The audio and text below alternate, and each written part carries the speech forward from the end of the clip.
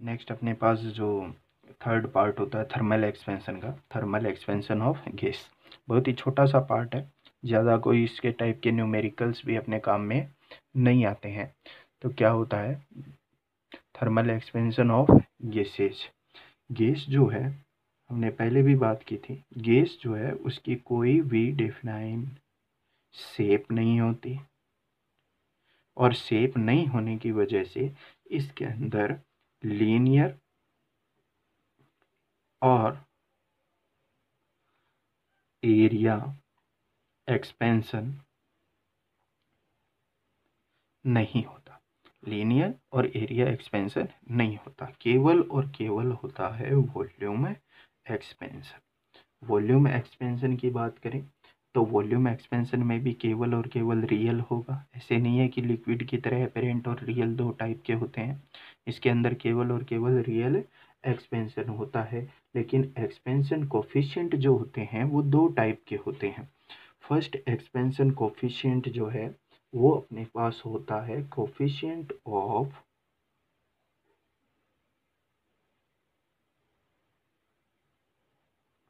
Volume expansion. Coefficient of volume expansion.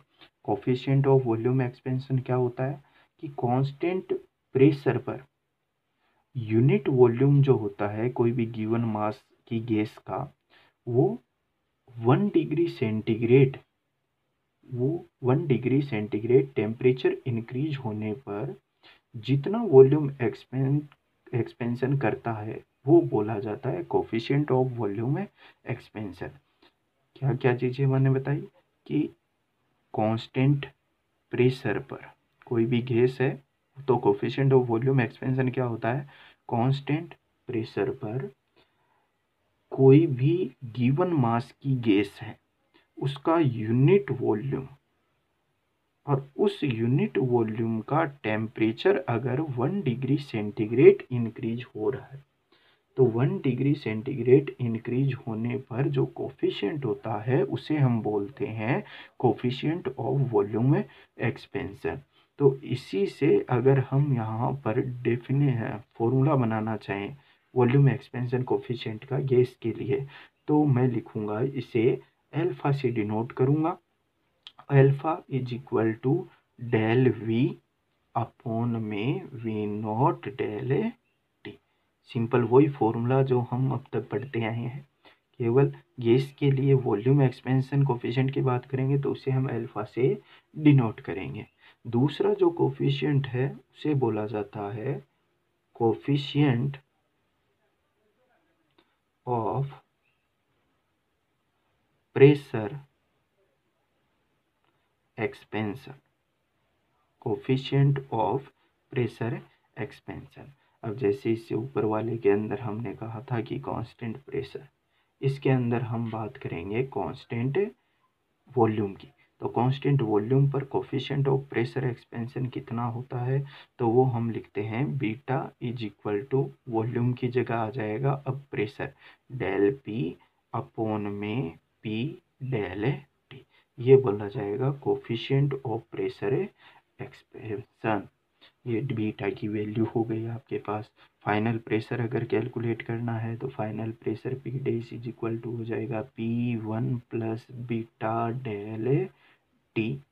अगर ideal gas की बात करें तो आइडियल गैस के लिए coefficient of volume expansion is equal to coefficient of pressure expansion. ये दोनों जो है वो रियल गैसेज के लिए हैं। लेकिन अगर हम केवल बात करें आइडियल गैसेज की तो आइडियल गैसेज के लिए अल्फा और बीटा दोनों की वैल्यू ही इक्वल होती है। और ये वैल्यू किसके इक्वल होती है, 1/273 पर डिग्री सेंटीग्रेड। अगर आइडियल गैस की बात करेंगे तो अल्फा यानी coefficient of volume expansion, beta यानी कोफिशिएंट ऑफ प्रेशर एक्सपेंशन दोनों इक्वल होते हैं और इक्वल टू होते हैं 1/273 पर degree centigrade. Coefficient of volume expansion होता है कांस्टेंट प्रेशर पर, कोफिशिएंट ऑफ प्रेशर एक्सपेंशन होता है कांस्टेंट वॉल्यूम पर। अगर आप वॉल्यूम को कांस्टेंट करके यूनिट प्रेशर जो है वो यूनिट प्रेशर इंक्रीज कर रहे हो 1 डिग्री सेंटीग्रेड टेम्परेचर डिफरेंस के लिए, तो जो कोफिशिएंट होता है उसे हम बोले जाएंगे coefficient of pressure expansion beta, और बीटा की वैल्यू इक्वल टू होती है del P upon P del T. Thermal expansion of gases के अंदर इससे ज़्यादा कोई भी क्वेश्चन नहीं आता, ना ही कोई न्यूमेरिकल आता है। अब हम इस चैप्टर के कुछ न्यूमेरिकल सोल्व करेंगे। फर्स्ट अपने पास न्यूमेरिकल है, एक concrete slab has a length of 10 metre on a winter night when the temperature is 0 degree centigrade. जो जो चीज़ें दे रखी हैं वो सबसे पहले डिनोट कर लेते हैं। वो बोल रहा है इनिशियल जो लेंथ है वो है 10 मीटर, तो मैं इनिशियल लेंथ को रिप्रेजेंट कर लेता हूँ एल नोट से। एल नोट की वैल्यू आपको दे रखी है 10 मीटर, और इनिशियल टेम्परेचर आपको दे रखा है, इनिशियल टेम्परेचर टी नोट अगर मैं एज्यूम करूँ तो वो है 0 degree centigrade. Find the length of the slab on a summer day when the temperature is 35 degree centigrade. यानी जब इसका टेम्परेचर समर डे के अंदर 0 डिग्री सेंटीग्रेड से इंक्रीज होकर 35 डिग्री सेंटीग्रेड तक हो जाता है, तो इसकी लेंथ, फाइनल लेंथ कितनी हो जाएगी। तो हमने यहाँ पर लिख लिया कि फाइनल टेम्परेचर जो है वो हो रहा है 35 डिग्री सेंटीग्रेड। अगर हम टेम्परेचर में इंक्रीमेंट देखेंगे तो मैं लिखूंगा del T is equal to होता है T final minus T initial. तो T final minus T initial की वैल्यू अपने पास आ गई 35 डिग्री सेंटीग्रेड। चाहे ये डिग्री सेंटीग्रेड में हो या केल्विन में हो, डिफरेंस जो है वो हमेशा वही आएगा। इनिशियल लेंथ आपको 10 मीटर गिवन है, फाइनल लेंथ की वैल्यू आपको पता लगानी है। तो कोफिशिएंट ऑफ लीनियर एक्सपेंशन आपको गिवन है, अल्फा की वैल्यू आपके पास है कंक्रीट के लिए 1.0 इंटू 10⁻⁻5 पर डिग्री सेंटीग्रेड। तो यहाँ से हम फॉर्मूला काम में लेंगे कि लीनियर एक्सपेंशन का फॉर्मूला क्या होता है, final length L is equal to initial length L nought 1 plus alpha del T. अगर टेम्परेचर इंक्रीज हो रहा है तो प्लस, अगर टेम्परेचर डिक्रीज हो रहा है तो माइनस। तो final length L is equal to हो जाएगी L नोट। L नोट की वैल्यू है अपने पास 10, 1 प्लस अल्फा की वैल्यू है अपने पास 1.0 इंटू 10⁻⁻5, डेल टी की वैल्यू है 35। तो L इज इक्वल टू 10 को अंदर मल्टीप्लाई कर लेते हैं, तो 10 प्लस ये कितना बन गया आपके पास 10 इंटू में 10⁻⁻5 मल्टीप्लाइड बाई 35। तो L इज इक्वल टू हो जाएगा 10 प्लस में, अगर इसे हम सोल्व करें तो ये बन जाएगा 10⁻⁻4, और यहाँ से हम लोग लिख लेते हैं 35 इंटू 10⁻⁻4, यानी L is equal to 10 plus ये बन जाएगा 0.000035। ये बन गया आपके पास, क्या वैल्यू आ जाएगी आपके पास, L is equal to 10.000035 metre. ये आपका आंसर हो गया। नेक्स्ट अपने पास एक एग्जांपल है, a pendulum clock consist of an iron rod connected to a small heavy bob. ये बोल रहा है कि एक पेंडुलम की क्लॉक है, उसके अंदर कोई आयरन रोड है जो कि एक बॉब से कनेक्टेड है। आयरन रोड और एक बॉब कनेक्टेड है, बॉब जो है वो स्मॉल है, हेवी है। If it is design to keep correct time at 20 degree centigrade, यानी जो इनिशियल इसका टेम्परेचर है उस पर ये बिल्कुल करेक्ट टाइम शो कर रही है। हाउ फास्ट और slow will it go in 24 hours at 40 degree centigrade. Coefficient of linear expansion of iron आपको गिवन है, आपको बोल रहा है फाइनल टेम्परेचर जो है वो 40 डिग्री सेंटीग्रेड हो रहा है। टोटल टाइम आपको दे रहा है कि 24 ओवर्स जो हैं इनके अंदर कितना चेंज हो गया। तो 24 ओवर्स का मतलब हो गया आपके पास 86400 सेकेंड। इसे हम सेकेंड में कन्वर्ट करके लिखें तो अल्फा की वैल्यू आपको गिवन है आयरन के लिए 12 इंटू 10⁻⁻5 पर डिग्री सेंटीग्रेड। तो कितना चेंज हो जाएगा, टाइम कितना चेंज हो जाएगा, उसकी वैल्यू क्या होती है, हमने पेंडुलम के अंदर देखा था कि जो चेंज टाइम होता है del T, change in time period is equal to 1/2 alpha del theta. मैं चेंज इन टेम्परेचर को डेल थीटा से रिप्रेजेंट कर रहा हूँ, इनटू में वो टाइम जितने में आपको पता करना है कि कितना चेंज हो जाएगा। जैसे यहाँ पर 24 आवर्स है तो टोटल टाइम पीरियड है 24 आवर्स। डेल टी की वैल्यू आपको फाइंड आउट करनी है, तो del T is equal to बन जाएगा 1/2। एल्फा की वैल्यू है 12 into 10⁻⁵। Change in temperature initial था 20 डिग्री सेंटीग्रेड, बाद का टेम्परेचर हो गया 40 डिग्री सेंटीग्रेड। तो मैं अगर चेंज इन टेम्परेचर की बात करूं तो वही टी फाइनल माइनस में टी इनिशियल, इसकी वैल्यू आ जाएगी अपने पास 40 - 20 यानी 20 डिग्री सेंटीग्रेड। ये वैल्यू हमने लिख दी 20। टोटल टाइम कितना, टोटल टाइम है आपके पास 86400 सेकेंड। 2 से ये कैंसिल आउट हो गया आपके पास 6 टाइम, तो डेल टी जो चेंज है वो आ गया आपके पास 6 इंटू 20 इंटू 86400 मल्टीप्लाइड बाई 10⁻⁻5। तो del T is equal to 120 into 86400 into 10⁻⁻5।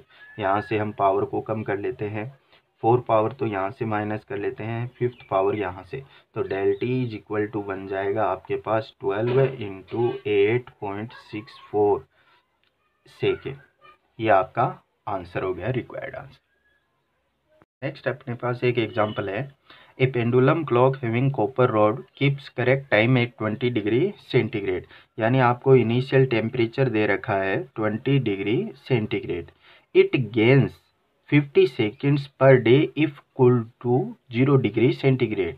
यानी ये टेम्परेचर को डिक्रीज कर रहा है, टेम्परेचर को डिक्रीज करके इसने कर दिया 0 डिग्री सेंटीग्रेड। तो जो टाइम के अंदर चेंज है पर डे में, पर डे यानी 24 आवर्स 86400 सेकेंड्स के अंदर 50 सेकेंड्स ये और गेन कर लेता है।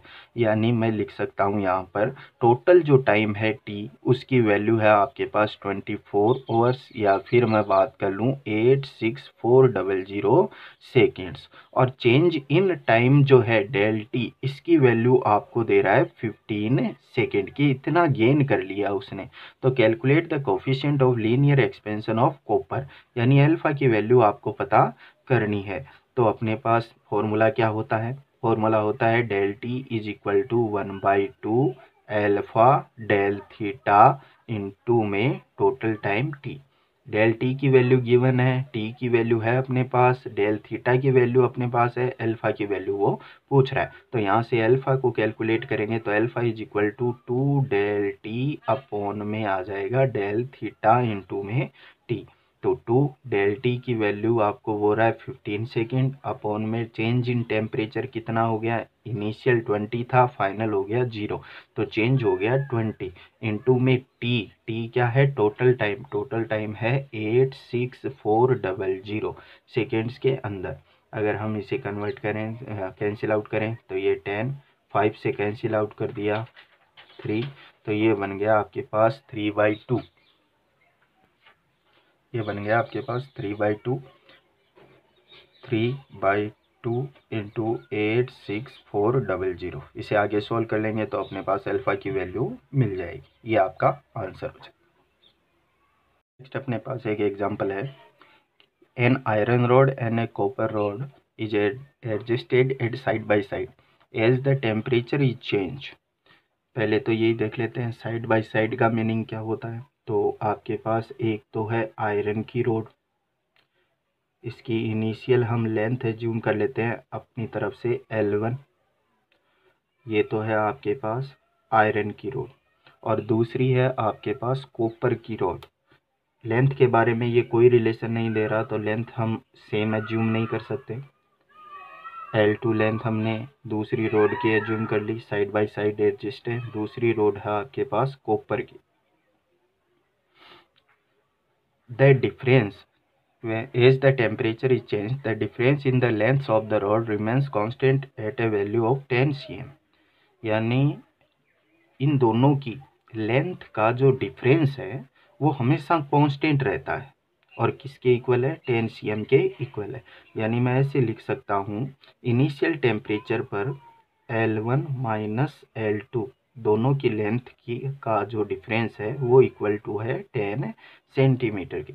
यानी मुझे नहीं पता कि L2 ग्रेटर है या L1 ग्रेटर है, लेकिन दोनों का जो मैग्नीट्यूड है, इन दोनों के डिफरेंस का जो मैग्नीट्यूड है वो 10 cm के इक्वल है।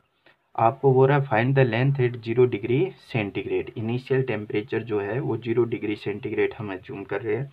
तो coefficient of linear expansion of iron and copper, इन दोनों की वैल्यू आपको, अल्फा की वैल्यू आपको दे रहा है कि अल्फा जो आयरन के लिए है उसकी वैल्यू है 1.1 इंटू 10⁻⁵ पर डिग्री सेंटीग्रेड, और जो अल्फा कॉपर के लिए है उसकी वैल्यू गिवन है 1.7 इंटू 10⁻⁵ पर डिग्री सेंटीग्रेड।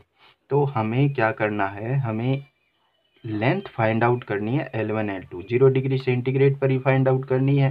तो 0 डिग्री सेंटीग्रेड को ही हमने इनिशियल टेम्परेचर एज्यूम कर लिया, तो हमें L1 और L2 की वैल्यू फाइंड आउट करनी है। तो देखो क्या होगा, ये बोल रहा है कि दोनों को जो लेंथ का जो डिफरेंस है वो हमेशा कांस्टेंट रहता है।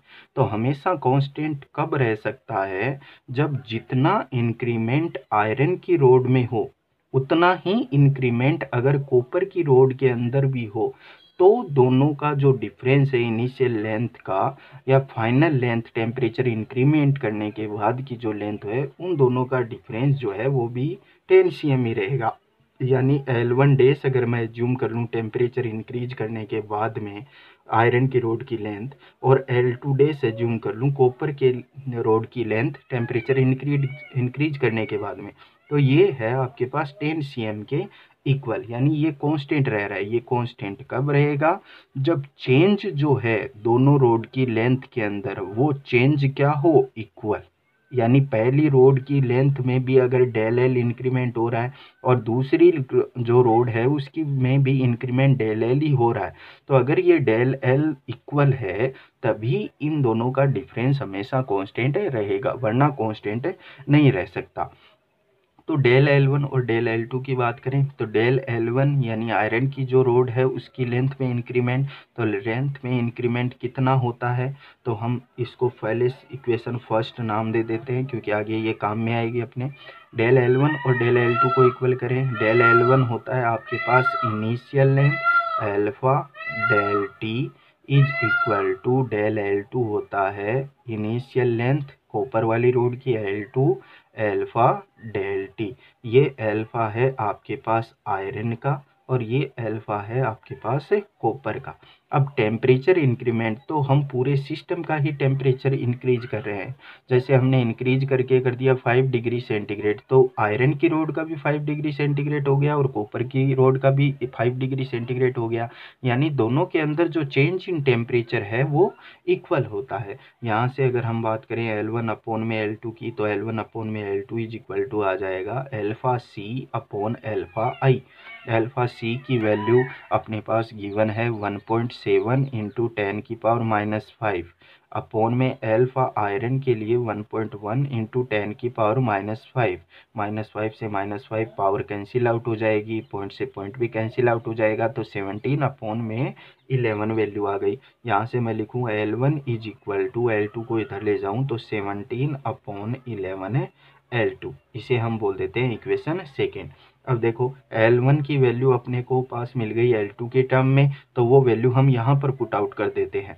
तो यहाँ पर अगर मैं L1 की वैल्यू पुट आउट करूँ, इक्वेशन फर्स्ट के अंदर मैं वैल्यू पुट कर रहा हूँ, तो क्या बनेगा, देखो L1 की जगह मैंने लिख दिया 17 upon 11 L2 minus L2 is equal to 10 cm। इसे cm में ही रखने देते हैं, जिससे अपना आंसर जो आएगा वो भी cm में ही आएगा। L2 दोनों में से कॉमन आ जाएगा, अंदर बच गया 17 upon 11 minus 1 is equal to 10। तो क्या बन जाएगा, देखें L2 इधर ही रख, L2 इधर रखते हुए हमने इसका LCM लिया, तो LCM लेने पर 17 minus 11 upon 11 is equal to 10। तो L2 ये बन गया आपके पास 6 अपॉन 11 इज इक्वल टू 10। तो L2 की वैल्यू आ जाएगी क्रॉस मल्टीप्लाई करने पर 1110 अपॉन 6 cm। L2 की वैल्यू मिल गई, L2 की वैल्यू मिल गई तो यहीं पर वैल्यू लिख देते हैं L2 की, तो L1 की वैल्यू मिल जाएगी। तो L1 माइनस L2 की वैल्यू अपने पास है 110 अपॉन में 6 इज इक्वल टू 10। तो L1 इज इक्वल टू आ जाएगा 10 प्लस 110 अपॉन में 6 LCM ले लेते हैं, तो ये बन गया 60 प्लस 110 अपॉन में 6 यानी 170 अपॉन 6 cm। तो L2 की तो वैल्यू आ गई आपके पास 110/6 cm और L1 की वैल्यू आपके पास आ गई 170/6 cm। ये आपके रिक्वायर्ड आंसर हो गए। नेक्स्ट अपने पास एक न्यूमेरिकल है कि a metre scale made of steel is calibrated at 20 degree centigrade to give correct reading. Find the distance between 50 cm marks and 51 cm marks if the scale is used at 10 degree centigrade. Coefficient of linear expansion of steel is 1.1 into 10 की power -5। अब देखिए इसमें किस तरीके से है, क्या बोलना चाह रहा है। वो बोल रहा है कि एक मीटर स्केल है, मीटर स्केल 20 डिग्री सेंटीग्रेड पर करेक्ट वैल्यू प्रोवाइड करवाती है। इनिशियल टेम्परेचर में एज्यूम कर लेता है, गिवन है आपको इनिशियल टेम्परेचर 20 डिग्री सेंटीग्रेड। आपको बोल रहा है find the distance between 50 cm mark and 51 cm mark. तो इन दोनों की बात करें तो अगर मैं इनिशियल डिस्टेंस देखूं इन दोनों के बीच की, तो इनिशियल डिस्टेंस जो है या इनिशियल डिस्टेंस दोनों पॉइंट्स के बीच की वो आएगी आपके पास 1 cm। If the scale is used eight 10 degree centigrade, अगर इसी स्केल को 10 डिग्री सेंटीग्रेड पर यूज किया जाए तो ये डिस्टेंस कितनी हो जाएगी, यानी फाइनल टेम्परेचर इसने कर दिया, फाइनल टेम्परेचर है वो इसने कर दिया आपके पास 10 डिग्री सेंटीग्रेड। तो क्या इफेक्ट पड़ेगा, देखो जब हम टेम्परेचर को डिक्रीज करते हैं तो टेम्परेचर को डिक्रीज करने पर इसकी जो लेंथ है वो लेंथ डिक्रीज हो जाएगी। अब यहाँ पर एज्यूम करो, इनिशियल की बात कर रहा हूँ मैं, ये 50 cm का पॉइंट है और यहाँ पर है आपके पास 51 cm का पॉइंट। ये है नॉर्मल कंडीशन। जब इसकी लेंथ डिक्रीज हो जाएगी तो लेंथ डिक्रीज होने पर 51 cm और 50 cm दोनों के पॉइंट्स का जो डिफरेंस है वो डिफरेंस भी क्या हो जाएगा, डिक्रीज हो जाएगा। यानी डिफरेंस में एक बार अगर पहले इनिशियली d एज्यूम करूं, जो हमने इनिशियल डिस्टेंस ली है d, वो अब क्या हो जाएगी, टेम्परेचर इंक्रीज करने के बाद में जब कंप्रेशन होगा तो कंप्रेशन होने से ये डिस्टेंस जो है वो कम हो जाएगी और डिस्टेंस कम हो जाएगी तो ये करेक्ट वैल्यू शो नहीं करेगी, ये इनकरेक्ट वैल्यू शो करेगी। तो अगर मैं बात करूं ट्रू वैल्यू की तो जो ट्रू वैल्यू है वो जो ये शो कर रही है वैल्यू, यानी जो स्केल की रीडिंग है उससे ज़्यादा होगी, उससे थोड़ी सी ज़्यादा। कितनी ज़्यादा, 1 प्लस गामा डेल टी। ये हमने पहले भी एप्लीकेशंस के अंदर पढ़ा था कि true value is equal to scale reading 1 plus gamma scale का डेल टी, या गामा नहीं सॉरी मैं यहाँ पर लिख देता हूँ एल्फा। लीनियर एक्सपेंशन हो रहा है तो लीनियर एक्सपेंशन के लिए हम काम में लेते हैं alpha, 1 plus alpha del T. Alpha है आपके पास इस स्केल के लिए लीनियर कोफिशिएंट। तो अगर हम ट्रू वैल्यू की बात करें कि कितनी ट्रू वैल्यू हो जाएगी, तो true value is equal to scale reading. Scale reading initially कितनी थी, 1 cm, मैंने लिख दिया 1 cm में ही हम वैल्यू फाइंड आउट कर रहे हैं डीबी की। यहाँ पर बन जाएगा 1 प्लस एल्फा, एल्फा की वैल्यू आपको क्वेश्चन के अंदर दे रखी है 1.1 इंटू 10 की पावर -5 पर डिग्री सेंटीग्रेड, इंटू में change in temperature. Change in temperature कितना हो रहा है, 20 to 10, यानी डिफरेंस कितना हो गया 10 का। तो T V is equal to 1 plus 1.1 into 10 की पावर -4। तो T V is equal to कितना आ जाएगा आपके पास 1.00011 cm। ये आपका रिक्वायर्ड आंसर हो जाएगा। नेक्स्ट अपने पास एग्जांपल है, a steel rod is rigidly clamped at its 2 ends. कोई एक स्टील की रोड है,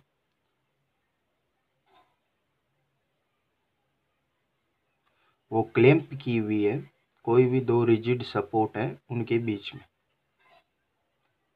इस तरीके से। ये बोल रहा है कि 20 डिग्री सेंटीग्रेड पर जीरो टेंशन है उस रोड के अंदर, यानी ये जो रोड है इसके अंदर ये नॉर्मल कंडीशन के अंदर है, इनिशियल टेम्परेचर 20 डिग्री सेंटीग्रेड पर। If the temperature rises to 100 degree centigrade, temperature increase कर दिया और कर दिया अब 100 degree centigrade, what force will the rod exert on one of the clamps. Force exert की वैल्यू पूछ रहा है। Area of cross section of rod आपको दे रहा है, एरिया ऑफ क्रॉस सेक्शन है 2 mm²। mm² को हम कन्वर्ट करेंगे तो 2 × 10⁻³ का होल स्क्वायर, यानी 2 × 10⁻⁻6 metre square. Coefficient of linear expansion of steel, alpha की वैल्यू गिवन है आपको 12 × 10⁻6 पर डिग्री सेंटीग्रेड।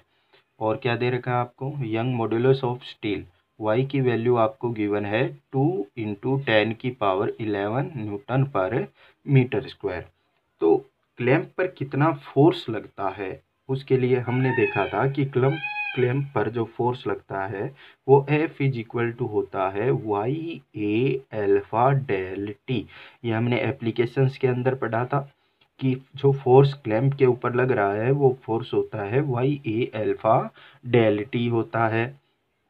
तो F = y की वैल्यू आपको गिवन है 2 × 10⁻11, A की वैल्यू 2 × 10⁻6, अल्फा की वैल्यू 12 × 10⁻6 और del T change in temperature, तो टेम्परेचर कितना चेंज हो जाएगा 80।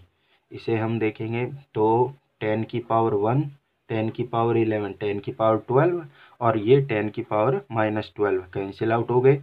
तो F = आ गया 2 × 2 4 × 12 × 8, यानी ये कितना बन गया 96 × 4 = 384 न्यूटन। ये आपके पास आंसर आ गया। नेक्स्ट अपने पास जो न्यूमेरिकल है, अच्छा न्यूमेरिकल है। क्या बोल रहा है, a glass window is to be fit in an aluminium frame, the temperature on the working day is 40 degree centigrade. Initial जो वैल्यू दे रखी है वो लिख लेते हैं हम लोग 40 डिग्री सेंटीग्रेड।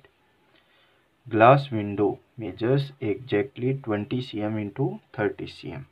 ग्लास जो है उसकी साइज आपको हो रहा है 20 cm × 30 cm। What should be the size of the aluminum frame so that there is no stress on the glass? There is no stress on the glass in winter even if the temperature drops to 0 degree centigrade. Final temperature 0 degree centigrade. वो बोलना क्या चाह रहा है, वो बोलना चाह रहा है कि इसके ऊपर अगर आपको एक एल्यूमिनियम फ्रेम लगानी है तो उस एल्यूमिनियम फ्रेम की साइज क्या होनी चाहिए जिससे विंटर सीजन के अंदर जब टेम्परेचर 0 डिग्री सेंटीग्रेड तक ड्रॉप हो जाता है तो भी इसके अंदर ये जो ग्लास लगा हुआ है एल्यूमिनियम फ्रेम के अंदर जो ये ग्लास है उसमें कोई भी स्ट्रेस ना प्रोड्यूस हो। तो कोई भी स्ट्रेस प्रोड्यूस ना हो उसके लिए क्या चीज़ चाहिए, उसके लिए ये होना चाहिए कि जो साइज ग्लास की है वही साइज अगर 0 डिग्री सेंटीग्रेड पर एल्यूमिनियम फ्रेम की होगी तभी उस पर कोई स्ट्रेस नहीं लगेगा। अगर जो एल्यूमिनियम फ्रेम के अंदर जो कंप्रेशन हो रहा है जब टेम्परेचर डाउन आ रहा है 40 degree centigrade to 0 degree centigrade, तो एल्यूमिनियम फ्रेम के अंदर अगर ज़्यादा कंप्रेशन हो रहा है, ग्लास के अंदर अगर कम कंप्रेशन हो रहा है, तो वो एल्यूमिनियम फ्रेम जो है वो ग्लास पर कुछ ना कुछ फोर्स एक्सर्ट करेगी। तो अगर हमें कोई भी स्ट्रेस प्रोड्यूस नहीं करवानी है ग्लास के अंदर तो ज़रूरी है कि हमें ये लेना है कि final size of glass is equal to final size of aluminium frame। अगर ये कंडीशन अप्लाई होगी तो ग्लास पर कोई स्ट्रेस नहीं प्रोड्यूस होगा। तो अगर हम फाइनल साइज का मीनिंग है यहाँ पर 0 डिग्री सेंटीग्रेड पर उसकी इस ग्लास की साइज, और ये है 0 डिग्री सेंटीग्रेड पर एल्यूमिनियम फ्रेम की साइज। तो अब हमें क्वेश्चन को दो पार्ट्स के अंदर करना है। क्यों? क्योंकि साइज पूछ रहा है। अगर आपको एरिया पूछता है कि कितना एरिया चेंज होता है तो हमें केवल एक ही फॉर्मूला अप्लाई करना पड़ता, लेकिन अब साइज पूछ रहा है। साइज यानी आपको लेंथ और विड्थ दोनों की वैल्यू अलग अलग कैलकुलेट करनी है। तो मैं अगर ये चीज़ अप्लाई करूँ केवल लेंथ की टर्म में, तो ये जो लेंथ है ये आपके पास ग्लास विंडो की है। तो लेंथ जो ग्लास विंडो की है वो आपको गिवन है 20 cm। ग्लास के लिए आपको अल्फा की वैल्यू गिवन है 9 इंटू 10⁻⁻6 पर डिग्री सेंटीग्रेड, और चेंज इन टेम्परेचर आपको बोल रहा है कि फाइनल 0 इनिशियल 40। तो चेंज कितना हो गया? 40 degree centigrade change in temperature हो गया। तो फाइनल ग्लास की जो लेंथ है वो कितनी हो जाएगी? तो मैं लिखूंगा L इज इक्वल टू हो जाएगी LG, यानी जो उसकी इनिशियल है 1 minus alpha del T. Minus क्यों लगाया? क्योंकि टेम्परेचर ड्रॉप हो रहा है। टेम्परेचर ड्रॉप होगा तो कंप्रेशन होगा, तो माइनस लगा दिया। ये फाइनल लेंथ हो गई आपके पास ग्लास की। अब इसी तरीके से अगर हम इधर बात करें एल्यूमिनियम की, तो L aluminium is equal to, हमें नहीं पता, हमें नहीं पता तो हम इसे एज्यूम कर लेते हैं एल, हम इसे एज्यूम कर लेते हैं एल ए एल के इक्वल। यानी जो एल्यूमिनियम की लेंथ है आपके पास उसे हम सीधा सीधा एज्यूम कर लेंगे एल के इक्वल। एल के इक्वल कर लिया, ठीक है। अल्फा की वैल्यू एल्यूमिनियम के लिए गिवन है 24 इंटू 10⁻⁻6 पर degree centigrade. Change in temperature del T वही है आपके पास 40 डिग्री सेंटीग्रेड। तो यहाँ से देखो, अगर हमें इसकी फाइनल लेंथ चाहिए एल्यूमिनियम की, तो मैं aluminium dash is equal to लिख देता हूँ initial length 1 minus alpha aluminium del T. अब ये दोनों वैल्यू जो है वो अगर इक्वल होंगी लेंथ्स की तो ग्लास में कोई स्ट्रेस प्रोड्यूस नहीं होगा। तो दोनों की वैल्यू इक्वल कर लेते हैं। हम लिख लेते हैं L G dash is equal to L A L. Final length दोनों की इक्वल कर लेते हैं। फाइनल लेंथ इक्वल गई तो इधर तो है ये वाला, ये अल्फा की वैल्यू है ग्लास के लिए, ये वैल्यू आपको इसके इक्वल करनी है। तो एल जी की वैल्यू रख लेते हैं हम इनिशियली 20 इंटू में 1 माइनस अल्फा जी की वैल्यू है 9 इंटू 10⁻⁻6 इंटू में डेल टी की वैल्यू है आपके पास 40 is equal to L aluminium, इसकी लेंथ आपको फाइंड करनी है 1 माइनस अल्फा एल्यूमिनियम की वैल्यू आपको पता है, अल्फा एल्यूमिनियम है 24 इंटू 10⁻⁻6। चेंज इन टेम्परेचर उतना ही है 40 डिग्री सेंटीग्रेड। यहाँ से देखें, अगर एल एल्यूमिनियम की वैल्यू हम कैलकुलेट करना चाहें तो एल एल्यूमिनियम कितना आ जाएगा? L aluminium is equal to, ये इधर चला जाएगा तो 21 माइनस 9 इंटू 4 36 360 इंटू 10⁻⁻6 अपॉन में, ये इधर आएगा अपॉन में चला जाएगा 1 माइनस ये कितना हो जाएगा 446 और 9 96 0 इंटू 10⁻⁻6।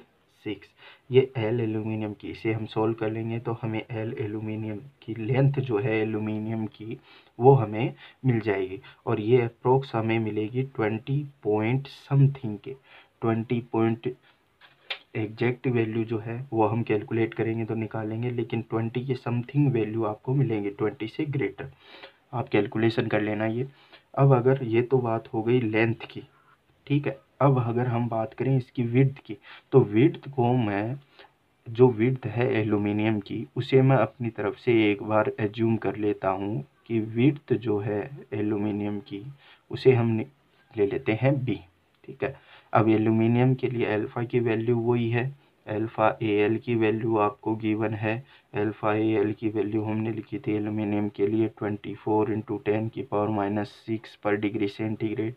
और अगर हमें अब बी फाइनल लेंथ अगर हमें चाहिए, बी इनिशियल विड्थ है, सॉरी, तो बी इनिशियल विड्थ है। अगर हमें फाइनल विड्थ चाहिए तो फाइनल विड्थ का फॉर्मूला क्या बन जाएगा, मैं लिखूँगा B aluminium final width is equal to initial width 1 minus alpha del T.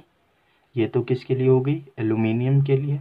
अगर हम बात करें ग्लास के लिए तो ग्लास की सेम इसी से, अगर हम ग्लास की विड्थ की बात करें तो उसे मैं एक बार लिख लेता हूँ बी से, B dash G is equal to initial उसकी विड्थ कितनी है, तो इनिशियल विड्थ हमें गिवन है 30 cm, 1 माइनस एल्फा ग्लास के लिए डेल टी।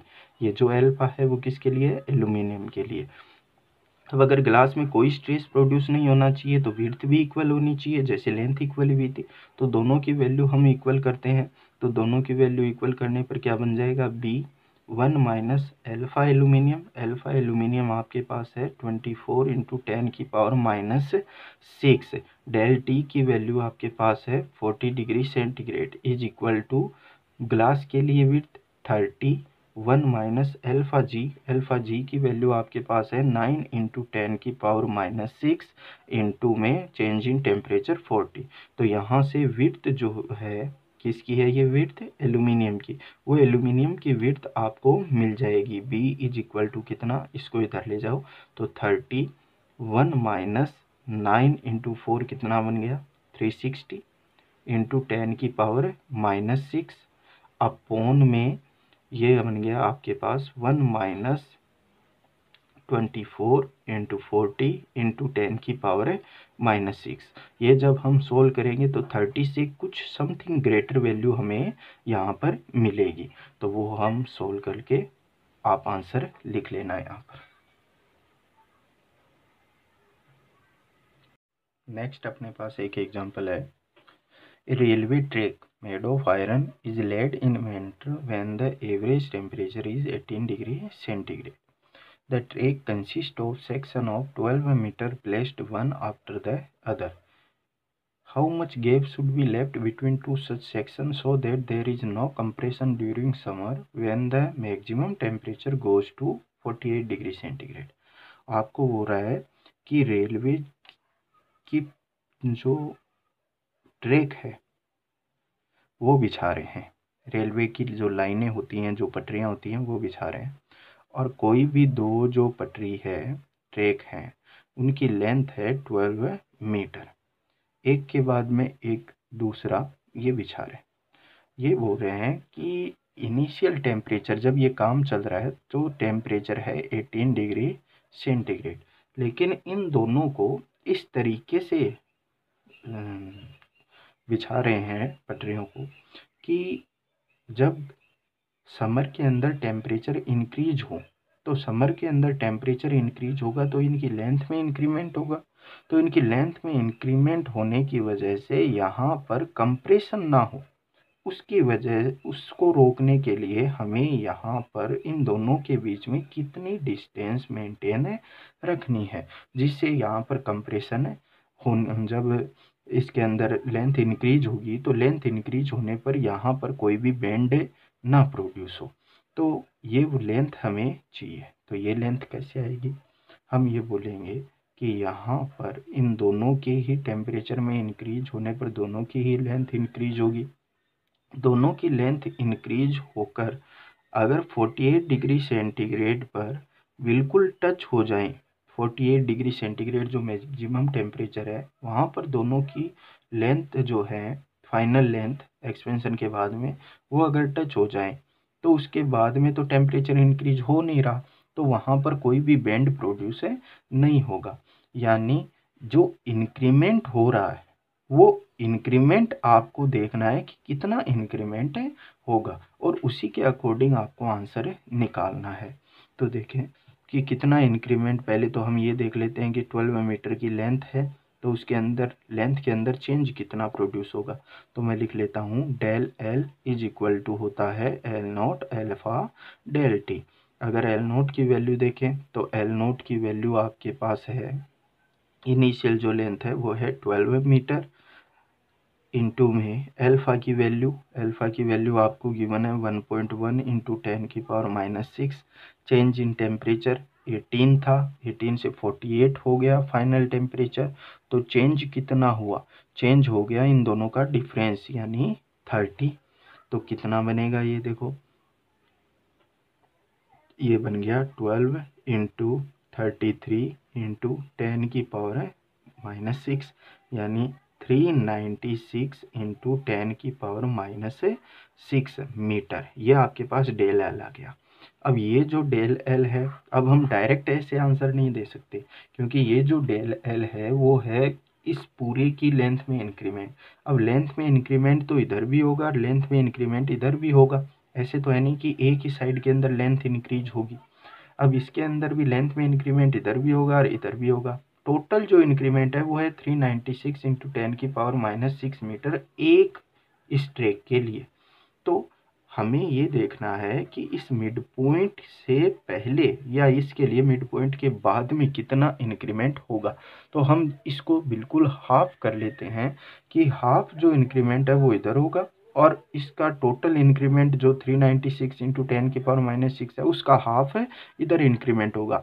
तो हाफ इंक्रीमेंट तो इसका और हाफ इंक्रीमेंट इसका, तो दोनों की वैल्यू का सम करेंगे तो वो किसके इक्वल आएगा, 396 इंटू 10 की पावर -6 मीटर के।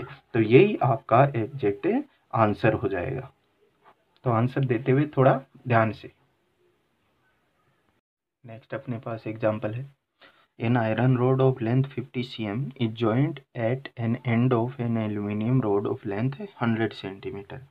यानी कोई भी दो रोड है आपके पास, एक रोड है आपके पास आयरन की, इसकी लेंथ है आपके पास 50 cm।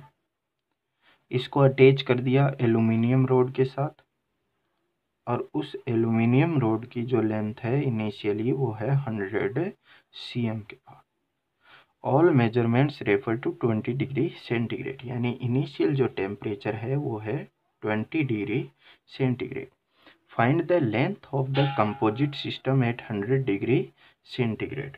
यानी जब टेम्परेचर को इंक्रीज करके कर दिया 100 डिग्री सेंटीग्रेड तो इसकी कंपोजिट सिस्टम की फाइनल लेंथ कितनी हो जाएगी।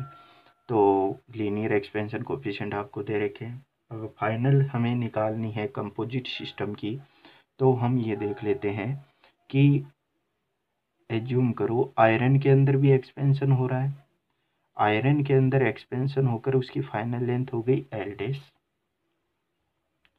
उसी तरीके से एल्यूमिनियम जो है उसकी भी फाइनल लेंथ हो गई एल, ये L1 डैश एज्यूम कर लेते हैं, ये L2 डैश एज्यूम कर लेते हैं, ये है एल्यूमिनियम की। अब अगर मुझे कंपोजिट सिस्टम की पूरी लेंथ निकालनी है तो मुझे L1 प्लस में L1 डैश प्लस में L2 डैश करना पड़ेगा। तो हम आयरन की फाइनल लेंथ एल्यूमिनियम की फाइनल लेंथ निकाल लेते हैं, दोनों को ऐड कर देंगे तो वो कंपोजिट सिस्टम के अंदर लेंथ हो जाएगी कंपोजिट सिस्टम की। और वही पूछ रहा है आपको find the length of the composite system. तो अलग अलग की वैल्यू निकाल लेते हैं। अगर आयरन की हम फाइनल लेंथ निकालें तो आयरन की फाइनल लेंथ कैसे आएगी, हम लिख लेते हैं L1 dash is equal to initial length, temperature increase कर रहे हैं तो 1 plus alpha del T. L1 dash is equal to L naught, initial length है 50 cm, 1 प्लस एल्फा की वैल्यू। अब एल्फा आयरन के लिए आपको गिवन है क्वेश्चन के अंदर, एल्फा आयरन के लिए है 12 इंटू 10 की पावर -6 और टेम्परेचर में चेंज 2200 यानी 80 का टेम्परेचर में चेंज हो गया। तो L1 dash is equal to आ गया 51 प्लस ये बन गया 960 इंटू 10 की पावर -6। L1 डैश की वैल्यू मिल जाएगी आपको 51 प्लस ये हटा दें तो 10 की पावर -5, 10 की पावर 96 अपॉन में 10 की पावर 5 यानी कितना बनेगा, ये हमने 10 की पावर 5 लिख दिया। तो L1 dash is equal to 50, ये बन गया 1 प्लस 0.00096 यानी L1 dash is equal to 50 into 1.00096। ये अपने पास L1 डैश की वैल्यू है। इसी तरीके से हम L2 डैश की वैल्यू कैलकुलेट करें तो L2 डैश एल्यूमिनियम के लिए है, तो एल्यूमिनियम के लिए हम लिखेंगे एल्यूमिनियम की initial length 1 plus alpha aluminium के लिए और डेल टी। तो L2 dash is equal to L naught initial aluminium की लेंथ 100, 1 प्लस एल्फा की वैल्यू एल्यूमिनियम के लिए है 24 into 10⁻⁻6 into change in temperature, वही 20 और 100 हो रहा है तो 80 चेंज हो गया। तो L2 dash is equal to 100, ये बन गया 1 प्लस इससे मल्टीप्लाई, ये तो हो जाएगा 10⁻⁻5 और भी ये बन गया 2192 into 10⁻⁻5। L2 dash is equal to 100, ये क्या बनेगा 1 प्लस 192 अपॉन में 10⁻5। L2 dash is equal to 100, 1 plus 0.00192, L2 dash is equal to 100 into 1.00192। तो ये L2 dash is equal to आपके पास आ गया 100 से इसे मल्टीप्लाई कर देंगे तो ये बन गया 1.192 cm, ये आपके पास cm। अब नेक्स्ट इसके अंदर क्या पूछ रहा है, नेक्स्ट इसके अंदर पूछ रहा है the coefficient of linear expansion of iron and aluminium, sorry ये नहीं है, it's average coefficient of linear expansion. Average coefficient पूछे तो अब आपको पास फाइनल लेंथ जो है सिस्टम की वो फाइनल लेंथ आ जाएगी कंप्लीट सिस्टम की। अगर बात करें तो L1 डैश प्लस में L2 डैश, तो L is equal to L1 dash है 50 इंटू 1.00096 प्लस में L2 डैश की वैल्यू आपके पास आ जाएगी 100 इंटू में 1.00192।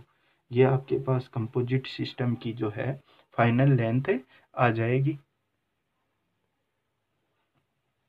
ये थोड़ा सा करेक्ट कर लेना, यहाँ पर मल्टीप्लाई करने पर आया 100 इंटू 192 cm। अब अगर फाइनल लेंथ चाहिए हमें तो ये हमने कैलकुलेट कर ली 50.048 प्लस 100.192। जब इन दोनों का सम करेंगे तो अपने पास आ जाएगा 150.24 cm। ये कंपोजिट सिस्टम की फाइनल लेंथ है अपने पास। कंपोजिट सिस्टम की इनिशियल लेंथ अपने पास है, फाइनल लेंथ अपने पास है, एल्फा की वैल्यू आपको पता लगानी है। एल्फा जो है कंपोजिट सिस्टम का, उसकी वैल्यू अगर पता लगानी है तो हम इस कंपोजिट सिस्टम की ही बात करेंगे कि कंपोजिट सिस्टम की फाइनल लेंथ जो है, कंपोजिट सिस्टम की फाइनल लेंथ जो है वो इज इक्वल टू होगी initial length 1 plus alpha composite system के लिए डेल टी। फाइनल लेंथ कितनी हो गई, फाइनल लेंथ हो गई 150.24। इनिशियल लेंथ टोटल कितनी थी, टोटल थी 100 इसकी और 50 इसकी, टोटल थी 150। 1 प्लस एल्फा की वैल्यू हमें कैलकुलेट करनी है और del T change in temperature 100 to 20 कितना हो जाएगा चेंज 80। तो यहाँ से अगर हम एल्फा की वैल्यू को कैलकुलेट करना चाहें तो ये इधर चला जाएगा 150.24 अपॉन में 150 is equal to 1 plus 80 alpha S. 1 को भी इधर ले आए, इधर केवल बच गया 80 alpha S is equal to 150.24 upon में 150 माइनस का 1, ये इधर जाएगा माइनस का हो जाएगा। तो 80 alpha S is equal to LCM में लूँगा तो 150.24 माइनस 150 तो 0.24 अपॉन 150 रिमेनिंग रहेगा। तो alpha S is equal to 0.24 upon में 150 इंटू में 80। तो एल्फा एस की जो वैल्यू है वो वैल्यू मेरे को मिल जाएगी 2 इंटू 10⁻⁻5 पर डिग्री सेंटीग्रेड। तो ये तो आपके पास कंपोजिट सिस्टम के लिए अल्फा की वैल्यू, ये आ गई कंपोजिट सिस्टम की फाइनल लेंथ आपके लिए पास। अपने पास एग्जांपल है कि if I is the moment of inertia of a solid body having alpha coefficient of linear expansion, then the change in I corresponding to a small change in temperature del T each। बड़ा ही simple सा question है। वो बोल रहा है कोई भी एक सॉलिड बॉडी है, अगर उसके टेम्परेचर उसका मोमेंट ऑफ इनर्शिया आई है, अल्फा लीनियर एक्सपेंशन कोफिशिएंट है, तो टेम्परेचर को डेल टी चेंज करने पर उसका जो आई है, मोमेंट ऑफ इनर्शिया है, वो कितना चेंज हो जाएगा, वो वैल्यू आपको यहाँ पर पता लगानी है। तो सबसे पहले तो हम ये देखते हैं कि आई का रिलेशन क्या होता है, क्या फॉर्मूला होता है। तो आई जो है वो इज इक्वल टू, अगर हम सिंपल सी बात करें तो वो सिंपल, अगर हम कोई भी कांस्टेंट ना लें, जैसे सॉलिड स्फीयर की बात करें तो 2/5 mr² आ जाता है, कुछ भी आ जाता है। अगर ये हम बात करें रिंग की, तो रिंग के लिए mr² होता है। अगर हम आई की सॉलिड स्फीयर की बात करें तो वो हो जाएगा 2/5 mr² हो जाएगा। तो उसके अंदर m जो है, m टेम्परेचर पर डिपेंड नहीं करता, रेडियस जो है वो एक तरीके की लेंथ है, तो वो टेम्परेचर पर डिपेंड करती है। तो हमें वो पार्ट लेना है जो टेम्परेचर पर डिपेंड करता है। तो मैं ये कॉमन रिलेशन यहाँ से लिख लूँगा कि आई जो है वो डायरेक्टली प्रोपोर्शनल हो गया रेडियस की स्क्वायर के। अब यहाँ से देखें तो मैं ये लिख देता हूँ कि परसेंटेज चेंज या फ्रैक्शनल चेंज भी मैं यहाँ पर काम में ले सकता हूँ। मैं अगर फ्रैक्शनल चेंज की बात कर लूँ तो fractional change in I is equal to, power आ जाएगी पहले 2 into fractional change in R. Percentage भी ले सकते हैं यहाँ पर हम, क्योंकि ये पावर वाला टर्म हम यूज करते हैं, कब यूज करेंगे, जब परसेंटेज जो चेंज है वो 5% से लेस हो। तो ये स्मॉल चेंज की ही बात कर रहा है, तो हम वो यहाँ पर कंसेप्ट अप्लाई कर रहे हैं। फ्रैक्शनल चेंज की बात करें तो del I upon I is equal to 2 into fractional change in R, क्या हो जाएगा, डेल आर अपॉन में आर, ये अपने पास हो जाएगा फ्रैक्शनल चेंज। तो मैं यहाँ से del I upon I is equal to 2 into del R, radius में टेम्परेचर की वजह से कितना चेंज होता है, तो रेडियस एक तरीके की लेंथ है, तो del L is equal to होता है L naught alpha del T. तो उसी से कंपेयर करके हम लिख सकते हैं del R is equal to हो जाएगा R alpha del T. Value यहाँ पर रखेंगे R alpha del T upon में आर इनिशियल रेडियस है, ये आर से आर कैंसिल आउट हो गया, तो डेल आई अपॉन में आई इज इक्वल टू आ गया आपके पास 2 एल्फा डेल टी। यहाँ से डेल आई की वैल्यू देखें तो del I is equal to आ जाएगा 2 आई एल्फा डेल टी। ये अपना करेक्ट आंसर हो गया। नेक्स्ट अपने पास एग्जांपल है, a glass vessel of volume 100 centimetre square is filled with mercury and is heated from 25 degree centigrade to 75 degree centigrade. What volume of mercury will overflow? Coefficient of linear expansion आपको दे रखा है। ये पूछना क्या चाह रहा है कि एक वेसल है, उस वेसल का आपको वॉल्यूम गिवन है 100 सेंटीमीटर स्क्वायर और ये मरकरी से भरा हुआ है, यानी इनिशियल वॉल्यूम जो है वो चाहे वेसल का हो या फिर इनिशियल वॉल्यूम हो आपके पास मरकरी का, वो दोनों ही इक्वल है, ठीक है, भरे हुए। और is heated from 25 to 75, initial temperature आपको हो रहा है 25 डिग्री सेंटीग्रेड और फाइनल टेम्परेचर आपको हो रहा है 75 degree centigrade. What amount of mercury will overflow? तो क्वेश्चन को कैसे समझना कैसे है कि इसके अंदर मरकरी भरी हुई है। जब मैं टेम्परेचर इंक्रीज करूँगा तो वेसल का वॉल्यूम भी इंक्रीज होगा और उसके साथ साथ ये जो मरकरी है इसका वॉल्यूम भी इंक्रीज होगा। अगर वॉल्यूम मरकरी का ज़्यादा इंक्रीज हो रहा है और वेसल का वॉल्यूम जो है वो कम इंक्रीज हो रहा है, तो जितनी एक्सिस क्वांटिटी है इस मरकरी के वॉल्यूम की वो इस वेसल से बाहर चली जाएगी और वो ही वैल्यू आपको निकालनी है। यानी आपको ये देखना है कि वेसल के वॉल्यूम में कितना चेंज हो रहा है, मरकरी के वॉल्यूम में कितना चेंज हो रहा है या फाइनल वॉल्यूम कितना हो रहा है, और दोनों का जो डिफरेंस आएगा वही अपना आंसर बन जाएगा। तो सबसे पहले वेसल की बात करते हैं। अगर हम ये बोलें कि फाइनल कितना हो जाएगा वॉल्यूम, तो वॉल्यूम जो है फाइनल वॉल्यूम वेसल का, उसे हम वी डैश में एज्यूम कर लेते हैं वेसल के वॉल्यूम को। तो हमने लिख लिया V dash is equal to initial volume 1, temperature increase हो रहा है, प्लस गामा डेल है टी। ये वेसल की बात कर रहे हैं। तो वेसल का जो वॉल्यूम है, initial volume 100 centimetre square, 1 plus gamma, gamma की वैल्यू आपको कितनी दे रहा है, ये गामा है वेसल के लिए, तो वेसल के लिए गामा की वैल्यू आपको नहीं दे रखी है। ग्लास जो है वो, वेसल जो है वो ग्लास का बना हुआ है, और ग्लास के लिए लीनियर एक्सपेंशन आपको दिया हुआ है, यानी अल्फा की वैल्यू आपको गिवन है 1.8 इंटू 10⁻⁻6 पर डिग्री सेंटीग्रेड। तो यहाँ से आपको गामा की वैल्यू निकालनी है, गामा जी ग्लास के लिए या गामा वी वेसल के लिए, इसकी वैल्यू आपको कैलकुलेट करनी है।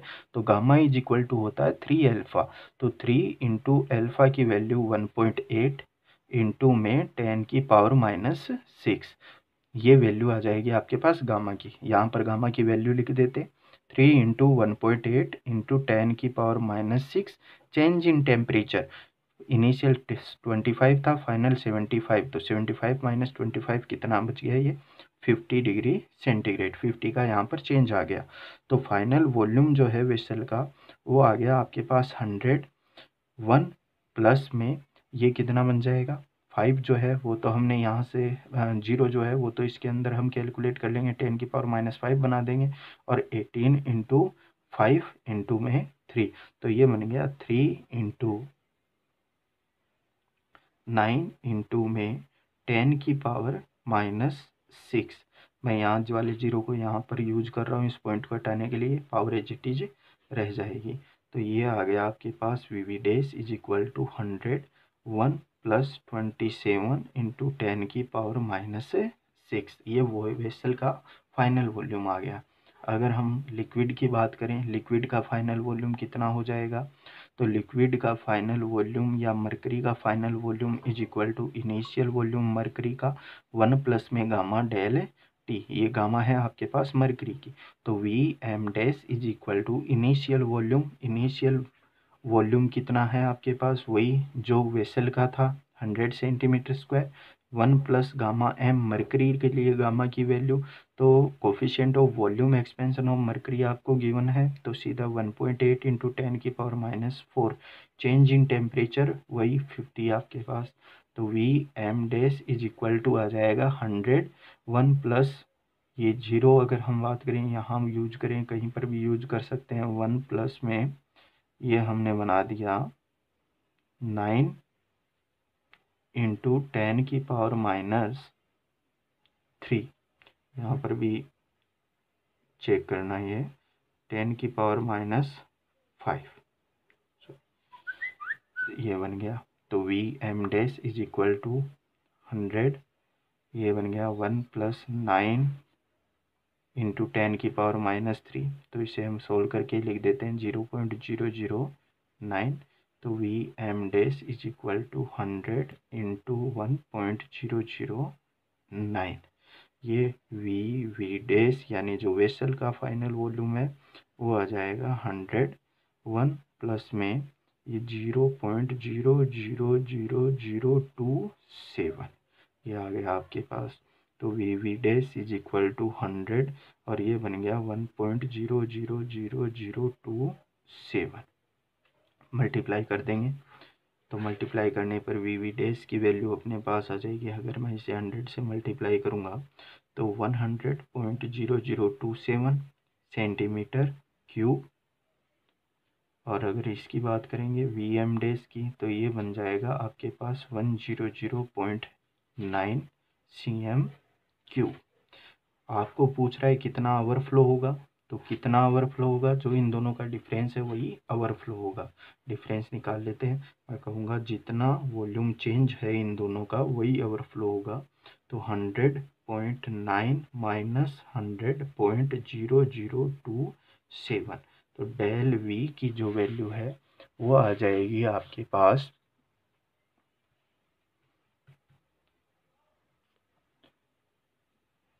ये वैल्यू आपके पास आ जाएगी 0.8973 सेंटीमीटर क्यूब। इतना वॉल्यूम जो है वो मरकरी का ओवरफ्लो होगा।